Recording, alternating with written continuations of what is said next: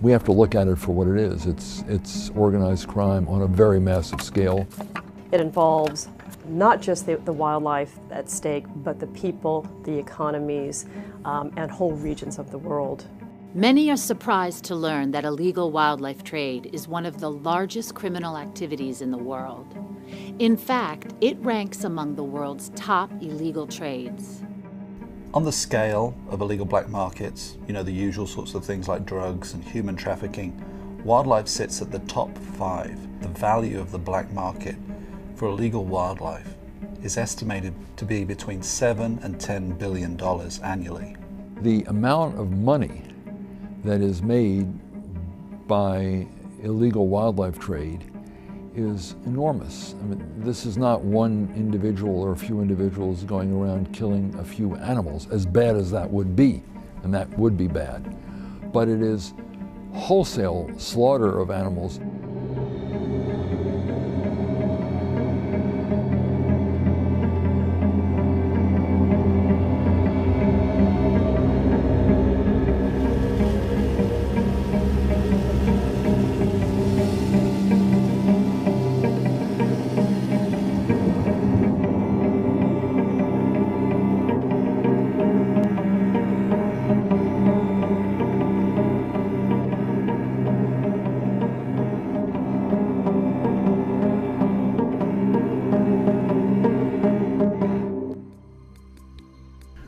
The people who conduct, who finance wildlife trade and who are making the big money from it are some of the same people who are involved in the trade in drugs, guns, human trafficking.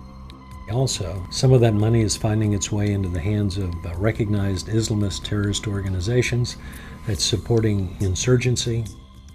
These dangerous organized criminal elements are not just endangering wildlife and worldwide national and regional security. They are also directly threatening the lives of people in the regions in which they operate. You have another type of a poacher, which is quite dangerous now. So they will come in armed, looking for a rhino specifically. They normally come in obviously they come in with rifles, your AKs.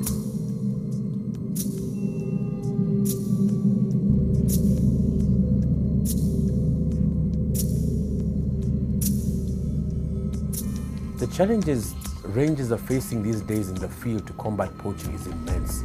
You're up against criminal gangs who are armed with high-powered rifles. They're armed with night vision scopes, which means they can effectively use the daytime and the nighttime. And the rangers are not fully equipped to their standards. We're talking about automatic weapons. We're talking about vehicles on which heavy weapons are mounted. We're talking about rocket-propelled grenades. Basically, war-fighting equipment. We are seeing poachers being former soldiers who are trained in actual combat. And this is not a skill normally imparted upon the rangers under ordinary conservation circumstances. So the challenges they are faced is very high. So it's a problem that not only affects the species in the natural world, it threatens local communities, which in turn then threatens economies at local and national levels. The kingpins of the wildlife trade feel confident they can continue this violent, destabilizing activity with impunity due to weakly enforced national and international regulations, lack of effective prosecutions, and low penalties. This makes wildlife crime a low-risk, yet high-profit crime. There are laws on the books in a lot of places. They're not getting enforced well. In some places, the laws are not strong enough and they need to be improved. In some places, the laws are strong and countries are trying to enforce them, but the issue is not a high-level political priority, and so they're not getting the support they need politically within their countries to prosecute the crimes. The traders, the illegal traders, they're criminals. They know the loopholes within the law. They know how to circumvent the law to operate the way they're operating. It's enormously destabilizing because these people bribe judges, they bribe border guards, they in some cases bribe rangers, in other cases they bribe villagers to let them camp out in these areas. They, in effect, take a slice of a country, a portion of a country, and make it ungovernable for the government of that country. They lose control over it. They lose control over their judiciary, lose control over their borders, lose control over their police system because they're bribed. Or if they're not bribed, they're intimidated.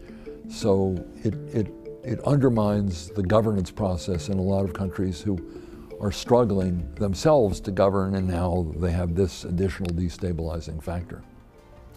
Wildlife crime and the threats and instability it brings is only escalating each year as these criminal activities continue unchecked.